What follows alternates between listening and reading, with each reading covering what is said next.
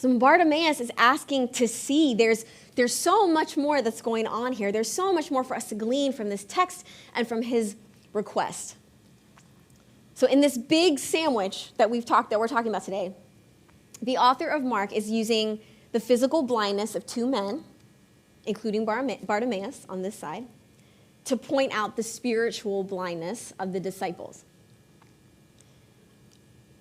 We, though, have become, I think, so focused on Bartimaeus' condition that it's been very easy to miss his disposition. And maybe that's part of the point. So at the end of this section of Mark, again, the end of this big sandwich and this big section about discipleship, what it means to follow Jesus, Bartimaeus is actually the one that is held up as a model disciple. We've had these the disciples are like, fail, fail, fail, right? All the way through. And then at the very end of this, we get this one last story. This is the last healing that will happen in Mark of Bartimaeus. And he is the one that's held up as a model disciple, where the disciples continue to get it wrong and lack insight. Bartimaeus is the one who grasps who Jesus is. He's the one whose faith leads to wholeness, whose faith leads to sozo, right? So even before Bartimaeus is cured, he is the one who recognizes his need. He is the one who calls out to Jesus. Bartimaeus is the one who ignores all the other voices in the text. There are people who are trying to shush him, the ones that are trying to drown out his calls for help, the voices that are telling him to be quiet, to stop making such a ruckus, to stick by the wayside, which is where he was. He was on the side of the road.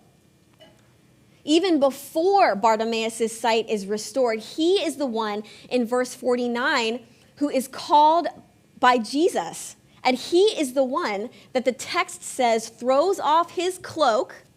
His cloak was possibly, his only belonging as a beggar on the side of the road. So it would be like a piece that provides warmth. It would be likely what he would use to throw in front of him to collect money as he begged on the street. His cloak, it was a garment that in his context was a sign of status and a symbol of power. He throws it off when Jesus calls him. The text says he springs up and goes immediately to Jesus. It's Bartimaeus that does this. Even before he is able to physically see again, Bartimaeus is the one who is shown to have insight. I don't know if you noticed this, but Jesus asks a question 2 times in our text today. He asks the question, what is it that you want me to do for you? He first asked it to James and John in the second part of our text, and then he asks the same exact word-for-word question to Bartimaeus. Bartimaeus is the one who demonstrates faith by asking for healing, by asking for wholeness. When the disciples, literally just verses before, when asked the identical question, are the ones who are asking for power and status.